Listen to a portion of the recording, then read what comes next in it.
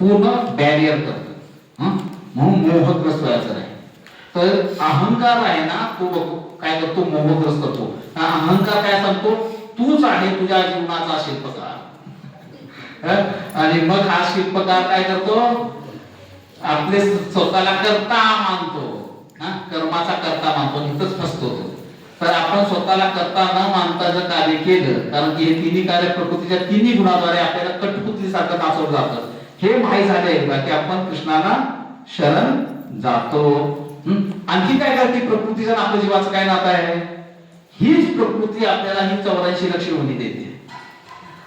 कुणाचा काम आहे ड्रेस शिवण्याचं, पुरवठा कोण करते, नाही ड्रेस कोण देते आपल्याला, आपण इच्छा करतोय, आपल्या इच्छाचा पुरवठा करणारी प्रकृती आहे, ही देते आपल्याला 84 लक्ष योनी. घ्या पण यांच्या अपेक्षेखाली आहे, मया अध्यक्षेण प्रकृती सुयते सचराचरम हेतू नानेन कोणते जगद्दीप परिवर्तते. भगवंत माझ्या अध्यक्षतेखाली कार्य करते आहे ना, तरी प्रकृती काय करत आहे, आपल्याला वेगवेगळे ड्रेस पण देत आहे. बघा हा दिलेलं आहे रिलेशन काय प्रकृती भगवंताचा. भगवान म्हणतात मया अध्यक्षेण प्रकृती सुयते सचराचरम हेतू नानेन कोणते जगद्दीप परिवर्तते. हे कुंती पुत्र, हे भौतिक प्रकृति मेरी शक्ति में से एक है और मेरी अध्यक्षता में कार्य करती है, जिससे सारे चर तथा अचर प्राणी उत्पन्न होते हैं. इसके शासन में यह जगत बारंबार स्वजित और विनिष्ट होता है. प्रकृती काय काय लोक म्हणतात निसर्ग सर्वस्व आहे, बरोबर आहे का नाही, आहे बरोबर, कारण ही भौतिक प्रकृतीच पाळते सर्व निसर्ग सर्व संचालन करते. परंतु कुणाच्या अध्यक्षतेखाली ही लोकांना माहित नसतं. मया अध्यक्षण, मी जसं सांगतो तशी प्रकृती करत आहे, तिला स्वातंत्र्य दिलेलं आहे, तुला हे सांभाळायचं सांभाळ तुझ्या पद्धतीने, एवढं स्वातंत्र्य आहे. परंतु अल्टिमेट कंट्रोल कोण आहे, कृष्णच आहे. म्हणून ज्या वेळेला व्यक्ती कृष्णाला शरण जातो तेव्हा प्रकृती जास्त हस्तक्षेप करत नाही त्या जीवनामध्ये. कृष्ण है सूर्य सम माया अंधकार, जहां कृष्ण तहा नाही मायार अधिकार. जाऊदेवीच्या गावावर एक वर्ड लिहिली वर, कृष्ण है सूर्य सम, माया म्हणजे प्रकृती कशी आहे, अंधकार.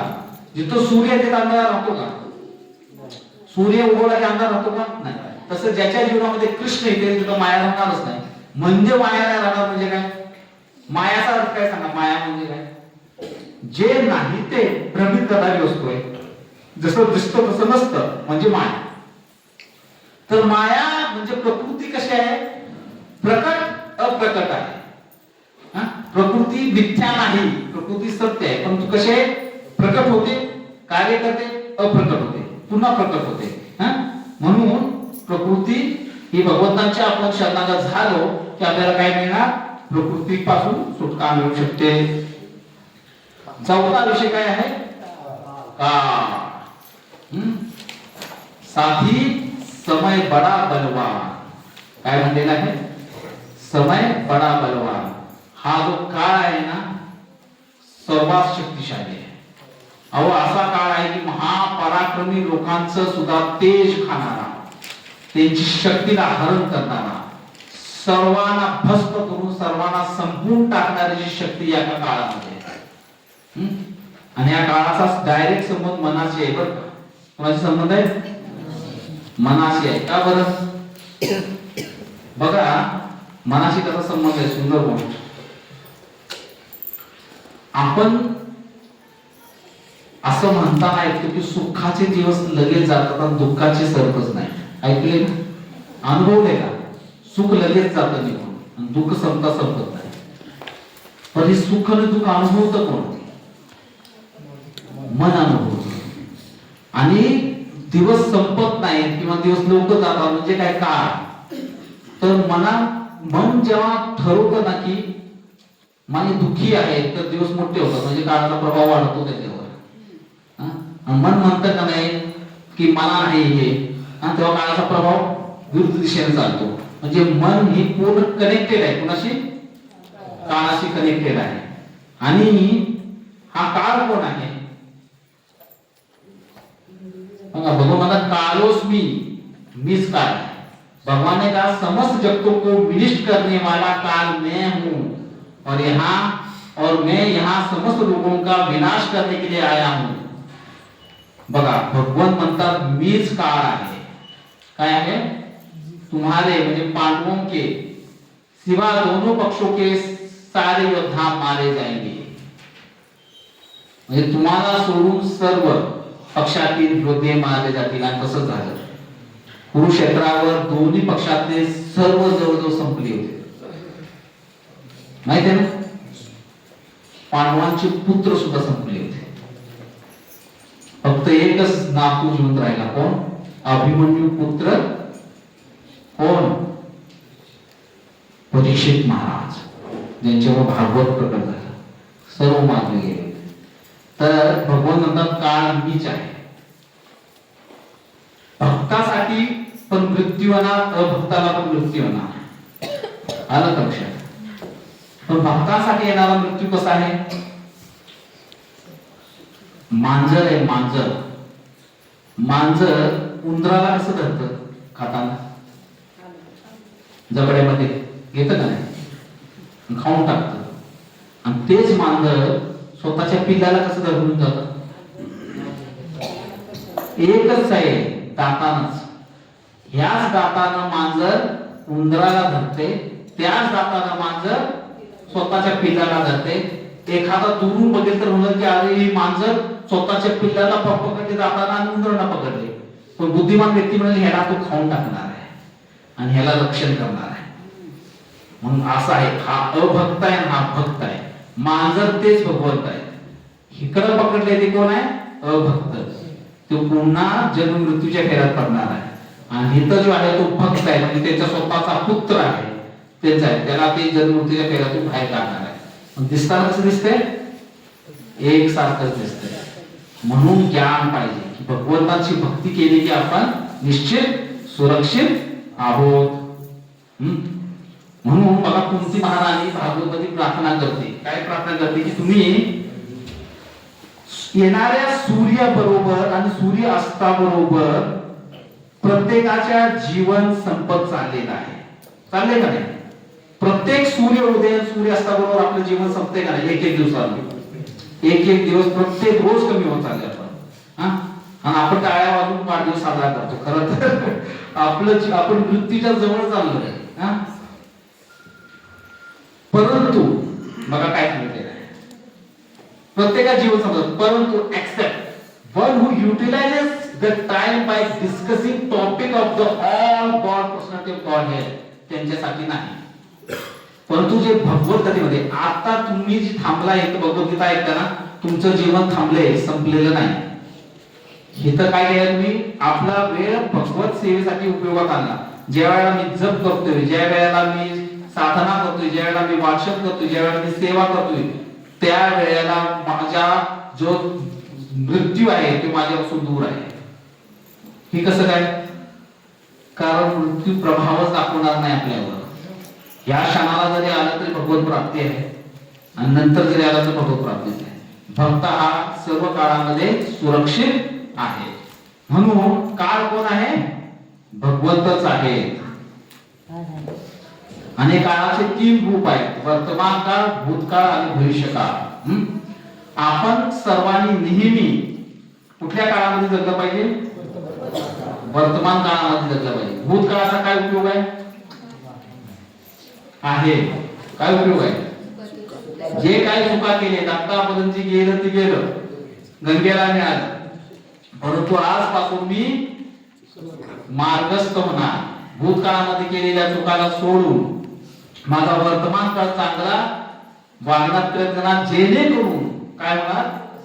वर्तमान काळ चांगला केला मी तर काय होणार आहे? भविष्य काळ माझा सुधारणार आहे आणि मी या काळाचा उपयोग करून भगवंतांना प्राप्त करू शकतो. तर काळाचे मापन बघा कसं सांगितलेलं आहे. तर 2 अणू मिळून एक द्विअणू होतो. काय होतो? 2 अणूचा एक द्विअणू. 3 द्विअणूचा एक त्रयस्थाणू होतो, त्रयस्थाणू. आणि 3 त्रयस्थाणूचा एकत्र करण्याचा काय एक त्रुटी म्हणतात. आपण म्हणतो ना त्रुटी, आहे ना. 100 त्रुटीचा एक भेद असतो ना, आपण ग्रहणाच्या वेळेला पाहतो भेद लागला म्हणून, आहे ना. 3 भेद एकत्र आले की एक लव होतो. 3 लव एकत्र आले की एक निमेष होतो. असं म्हणतात की लव मात्र साधू संग सर्व शास्त्र आहे. लव मात्र जरी साधूच्या संघामध्ये आपण आलो ना तरी आपला उद्धार होऊ शकतो. किती? लव मात्र म्हणजे 3 वेगवेगळा. नंतर एक निमेष, युगायतम निमिषेन चक्षुषा प्रवाशायतम असं भगवान म्हणतात. एक एक निमेष आहे. 3 निमेष का एक क्षण. आम्ही इथनं आपली काउंटिंग करतो, आपल्याला इथपर्यंत माहिती आहे ना. एक क्षण, 5 क्षणांचा एक काष्टा होतो, 15 काष्टांचा एक लघु म्हणजे 2 मिनिटं होतात. हा लघु म्हणतो ना, लघु शंका म्हणजे काय माहितीये का? 2 मिनिटं थांबा. त्याच्यावरून लघु आलेले आहे ते. 2 मिनिटात काम करू म्हणजे लघु म्हणून 2 मिनिटे. 15 लघुचा एक नाडिका किंवा एक दंड होतो. 2 दंड आला की एक पहर होतो. म्हणजे दिवसाचा एक चतुर्थांश भाग 2 एक पहर. असे 4 पहर दिवस आणि 4 पहराची रात्र म्हणजे टोटल किती असतात? 8 पहर असतात. 15 दिवसांचा एक पक्ष होतो, 2 पक्षांचा एक मास होतो, 2 मासांचा एक ऋतू होतो, 3 ऋतूंचा 6 महिने व सूर्याचे अयन आणि सूर्याचे 2 अयन म्हणजे मानवाचे 1 वर्ष, देवतांचा 1 दिवस. अशा प्रकारे काळाचं मापन आहे. एवढा शक्तिशाली हा काळ आहे. आणि या काळामध्ये प्रत्येक क्षणाला असं सांगितलेलं की भगवत स्मरण झालं पाहिजे. आणि 5वा विषय आपला काय आहे? भगवद्गीतेतील कर्म. आता कर्म म्हणजे काय? आपण जे आपल्या या शरीराद्वारे इंद्रियाद्वारे कर्म करतो ते भगवान सांगतात कर्मानो सगती कर्म की बारीकियों को समझना अत्यंत कठिन है, अतः मनुष्य को चाहिए कि वह यह ठीक से जाने कि कर्म क्या है, विकर्म क्या है और अकर्म क्या है. तर कर्माचे 3 प्रकार सांगितलेले. काय? कर्म, अकर्म आणि विकर्म. तो भगवान सांगता प्रत्येक व्यक्ति को प्रकृति से अर्जित गुणों के अनुसार विवश होकर कर्म करना पड़ता है, अतः कोई भी क्षण भर के लिए भी बिना कर्म किए नहीं रह सकता. कर्म करावंच लागतं. प्रत्येक परिस्थितीमध्ये व्यक्ती हा कर्म करतोच. बिना कर्म करता आपण राहू शकत नाही. एखादा म्हणून मी काहीच करणार नाही, परंतु तरी सुद्धा तो काही ना काहीतरी करतो. काही नाही करते पण काही करतोय काहीतरी. मग बिना कर्म करे कोणी राहू शकत नाही. विवश होकर कर्म करना ही पड़ता है. तर भगवान अर्जुन म्हणतात की अपना नियत कर्म करो, क्योंकि कर्म न करने की अपेक्षा कर्म करना श्रेष्ठ है. कर्म के बिना तो शरीर निर्वाह भी नहीं हो सकता. तर अर्जुनाचं काय कर्म होतं? अर्जुन कोण आहे? क्षत्रिय आहे. आणि त्याचं कर्म काय आहे? युद्ध केलं पाहिजे, त्याला आपलं राज्य मिळवलं पाहिजे. तर अर्जुन आपलं राज्य मिळवत नव्हता किंवा युद्धात नाकार देत होता. म्हणून भगवान म्हणतात की तुझा निर्वाह कसा होणार? तुला कर्म करावंच लागणार. तर कर्म हे केलंच पाहिजे प्रत्येकाने. मग किती प्रकारचे कर्म सांगितले? कर्म, अकर्म आणि विकर्म. आता शास्त्रोक्त सकाम कर्म व पुण्य कर्म म्हणजे काय? कर्म म्हणजे काय? जे आपल्याला वेदांमध्ये ज्ञान दिलेलं आहे त्यानुसार कर्म करणे. म्हणजे दान द्यायचं, औषध वाटप, पुढील जगती धन, ऐश्वर्य, सौंदर्य प्राप्त होण्यासाठी आपल्याला हे सर्व पुण्य कर्म किंवा शास्त्रामध्ये जे दिलेलं आहे त्याप्रमाणे जे आपण कर्म करतो त्याला काय म्हणतात? कर्म. अकर्म म्हणजे काय? बंधनात न टाकणारे कर्म आहे. म्हणजे आपण भगवंताच्या संतोषाने केलेले कार्य, म्हणजे यामध्ये नाम संकीर्तन, पूजन, परिणाम भौतिक बाजूतून विरक्ती आणि भक्ती जन्मत्यातून सुटका होता. ही अकर्म आपल्याला काय करतात? वैकुंठ प्राप्ती करून देतात. विकर्म म्हणजे काय? म्हणजे शास्त्राच्या विरोधात केलेले कर्म. म्हणजे उदाहरणार्थ सैनिक युद्धाच्या वेळीवर नागरिक असताना बघा विरोध, एक नियम आहे. सैनिकाकडे बंदूक आहे आणि बंदूक घेतल्यानंतर तो बॉर्डरवर जाऊन शत्रूंना मारतो आणि त्याला काय मिळतं? अशोक चक्र, परमवीर चक्र मिळतं, है ना. नंतर तो सैनिक रिटायर होतो, घरी येतो, बंदूक घेऊन शेजारी पाजारी त्रास देतात म्हणून त्याला मारतो आणि त्याला कुठलं चक्र मिळतं? कुठलं चक्र? तुरुंगात टाकलं जातं. का? त्यावेळेला म्हणला मी मारलं तेव्हा मला सन्मानित केलं, आता मारलं तर तुम्ही का टाका मला तुरुंगात? आता शास्त्रामध्ये नाही. आता त्याला अथॉरिटी नाही. म्हणजे जे शास्त्र सांगतात त्याला त्याप्रमाणे जर कर्म केलं तरच आपण. मग विकर्म म्हणजे आपण जेव्हा शास्त्राच्या विरोधात जाऊन कार्य करतो त्याला पाप कर्म म्हणतात. हा, तर हे कर्माचे काय आहे, 3 प्रकार आहेत. ते आपण शास्त्राप्रमाणेच केलं पाहिजे. म्हणून म्हणतात श्री विष्णू के लिए यज्ञ रूप में कर्म करना चाहिए. म्हणून कुणासाठी कर्म केलं पाहिजे आपण? आता या 3 पैकी कुठला श्रेष्ठ आहे? अकर्म आहे. कर्म पण नाही करायचं, विकर्म पण नाही करायचं. कर्म का नाही करायचं सांगा? कर्म म्हणजे काय आहे? सकाम कर्म, म्हणजे फळाची अपेक्षा ठेवून केलेलं कर्म. ते का नाही करायचं? हे केल्यावर आपल्याला काय मिळणार आहे बघा? नाही, हे काय मिळणार आहे? पुण्य आहे. आणि हे काय आहे? पाप आहे ना. पाप कर्म, हे पाप कर्म आहे आणि पुण्य कर्म आहे. आता पुण्य कर्म का नाही करायचं?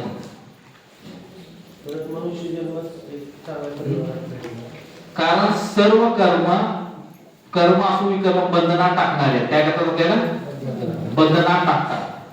आणि पुण्य कर्म केल्यानंतर आपल्याला पुण्य मिळतं, ते भोगायला लागतं का नाही? पुढील जन्म आपल्याला धन ऐश्वर्य मिळणार, म्हणजे जन्मी मिळणार. कधी मिळणार? कधी मिळणार ते ऐश्वर्य आपल्याला? पुण्याचं पण जन्म घेतल्यावर मिळणार. आणि आपण काय बघितलं, जन्म म्हणजे काय? दुःखाचं मूळ कारण आहे.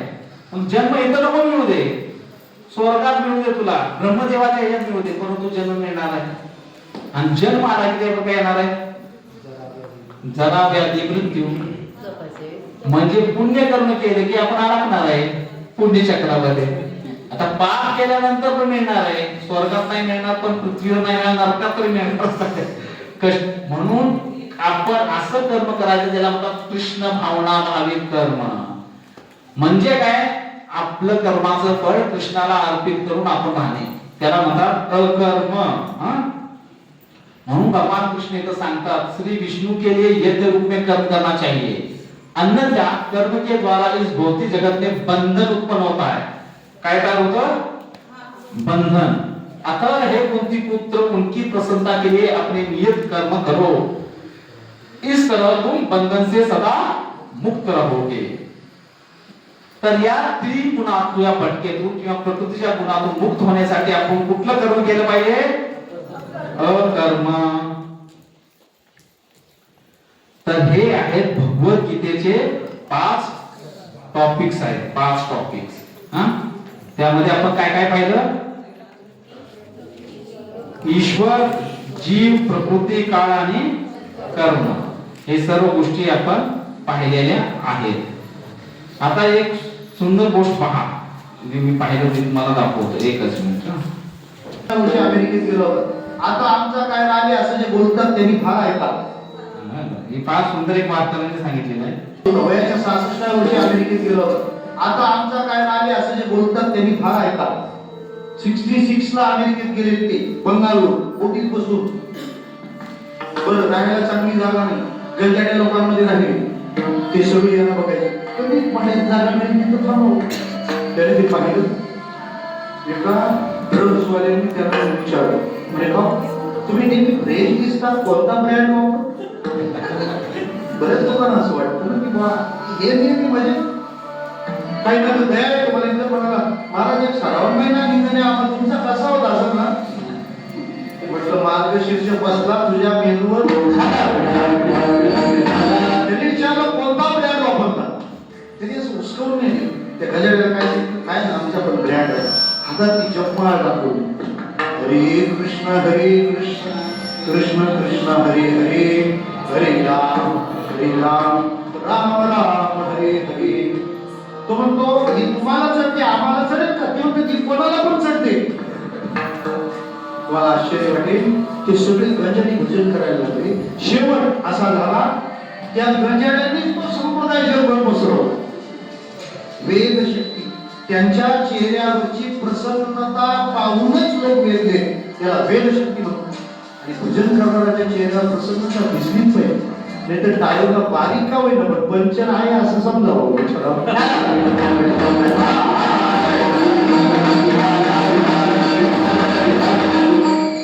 मला एकच म्हणायचं, तुम्हाला पाहून लोकांना दया मिळाली पाहिजे, तुमच्या लोकांनी प्रेम केलं पाहिजे, लोक तुमच्यावर भिना असले पाहिजे. याला वेद शक्ती म्हणतात.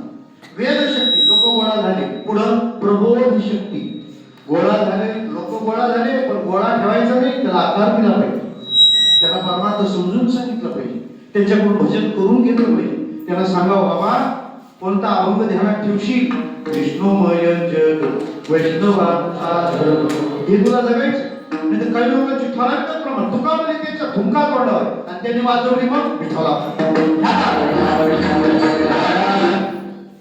तर करायची नाही, तो गोळा पाहिजे त्यांचा, त्यांना आकार दिला पाहिजे.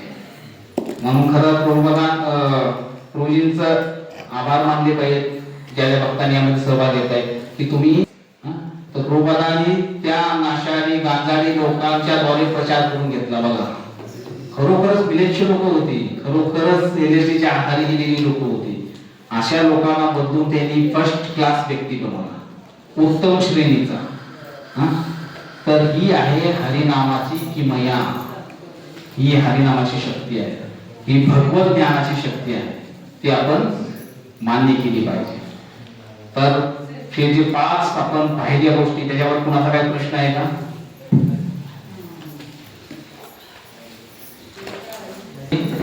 तुम्हाला फ्रेश होण्यासाठी आता थोडी सुट्टी मिळेल. त्यानंतर आपण सुपर फास्ट बुलेट ट्रेन मध्ये बसून जाणार आहे. 700 श्लोक आहेत, त्यातले आपण ठराविक श्लोक घेणार आहोत लास्ट धावत. कारण की त्याच्यावर डिटेलिंग जर ऐकायचं असेल तर पहिला तिसरा इतिहास शनिवार. तर आपण एक श्लोकवर वर्षभर म्हणलं तर प्रवचन होऊ शकतात, एवढे ताकशक्तिशाली आहे. तर आपण फास्ट मध्ये भगवद्गीता नेमकी काय सांगत आहे, कसं प्रकारे कर्मयोग, ध्यान योग, ज्ञान योग यामध्ये काय श्रेष्ठ आहे, कसं आहे, सर्व आपण पाहणार आहोत. कुणाला काय प्रश्न आलाय का या 5 विषयांमध्ये? अर्जुनांनी युद्ध केलं, त्याच्यामध्ये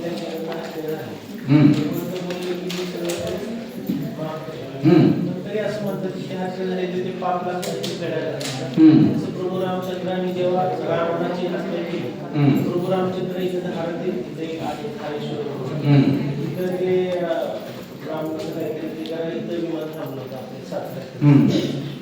म्हणजे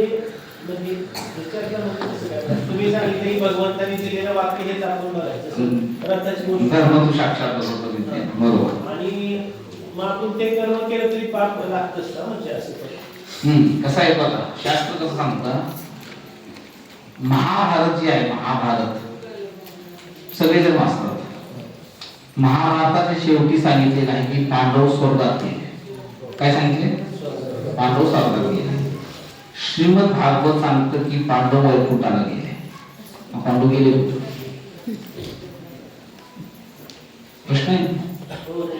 तर कसं आहे, हे जे काव्य आहेत, महाभारत आहे, रामायण आहे, ही जनसामान्यांना शिकवण्यासाठी आहे की त्यांचा व्यवहार, त्यांचे कार्य, त्यांचे कर्म कसं असतं.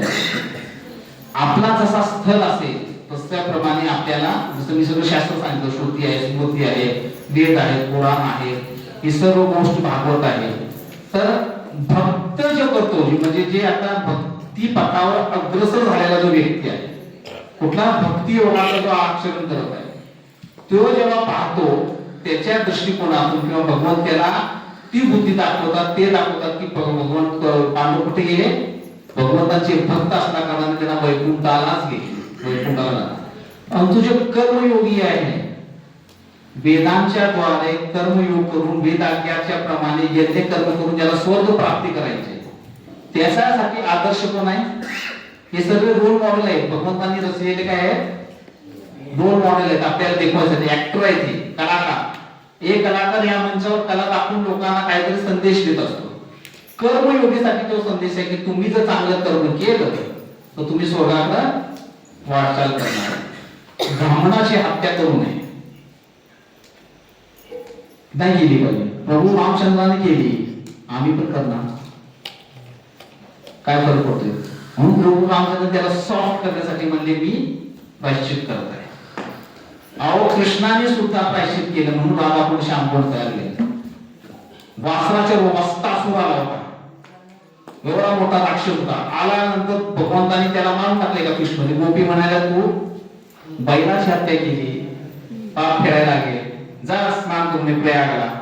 प्रयागला मला कशाला जायला पाहिजे? मी आत्ता नद्यांना बोलवतो. कृष्णाने टाळी वाजवली, सगळे तीर्थ आले, सर्व नदी आले, कुंड तयार झाले, त्याला म्हणतात श्याम कुंड. आणि नंतर कृष्ण म्हणाले की मी तुमच्या रक्षणासाठी हे केलं होतं आणि तुम्ही माझ्यावर आरोप केले, त्यामुळे तुम्ही पण पाप केले. मी माझ्या कुंडामध्ये स्नान केला तर तुम्ही काय करणार? राधाला म्हणते मी माझं कुंड तयार करते. हातातील भांगडे घेतली आणि कोरायला सुरुवात केली. त्याला कणकण कुंड म्हणतात, ते कुंड राधा कुंड झालं. सर्व गोपी म्हणजे पाणी कुठं आणणार? मग राधाराणी मग शांत बसली. मग कृष्णाने श्याम कुंड मधलं पाणी बासुरीद्वारे राधा कुंड सोडलं आणि सर्व तीर्थांना पुन्हा सांगितलं. आणि त्यानंतर सर्व तीर्थ, सर्व नद्या त्या राधाकुंड मध्ये आहेत. म्हणून श्यामकुंड राधाकुंड मध्ये जिथं स्नान केलं. तर ही कुणासाठी आहे? ही लीला आहे. भगवान ह्या छोट्या मोठ्या लीलातून दाखवून देतात की कर्म करताना सावध राहा. म्हणूनही आपल्याला असं पाहायला मिळतं तफावत. म्हणजे ज्याच्या त्याच्या बुद्धीप्रमाणे, जसं पहिलीतल्या मुलाला आपण 12 गणित नाही सांगू शकत. जसा आपला स्तर वाढत जातो तसं तसं आपल्याला समजायला. तसे माताजी विचारत होता कृष्ण आणि राधाचं लग्न झालं नाही आणि लोक म्हणतात की मग तो व्यभिचार आहे. परंतु कृष्ण तत्व काय आहे, राधा तत्व काय आहे हेच माहित नाही लोकांना. ऍक्च्युअली आपण सर्वच कृष्णाच्या पत्नी आहोत. सर्वच प्रॉपर आहेत. सर्व लोक महेश्वरम. भगवान कोण म्हणतात? सर्व योनी हे सर्व माझेच आहेत. ही राधा राणी माझी अंतरंगा शक्ती आहे. राधा राणी पासून सर्व लक्ष्मी येतात. राधा राणी पासून सर्व देवी देवतांचं देवी आहेत त्या सर्व राधा राणी पासून येतात. मग इथं लग्नाचा प्रश्न येतो. भगवंतांची शक्ती आहे. एक शक्ती अनेक शक्तिमान आहे. शक्तिमान आणि शक्ती यामध्ये भिन्नताच नाही. दुईमध्ये भेद नाही. कृष्ण पूर्ण शक्तिमान, राधा पूर्ण शक्ती आहे. मग भेदच नाही त्यांच्यामध्ये. परंतु आपल्याला हे तत्वच माहित असतं, शक्ती, शक्तिमान, भगवान सर्व गोष्टीचे, जगाचे, सर्व सृष्टीचे मालक आहेत हे माहितच नाही. भगवान सर्वांचे पती आहेत.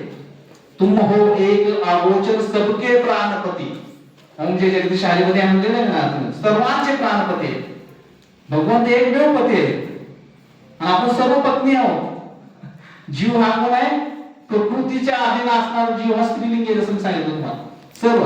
परंतु लीला करण्यासाठी जीव वेगवेगळ्या रूपामध्ये येतो भगवंतांना सहाय्य करण्यासाठी. 5 रसामध्ये आस्वादन केलं जातं. शांत, दास्य, साख्य, वात्सल्य आणि माधुर्य रस.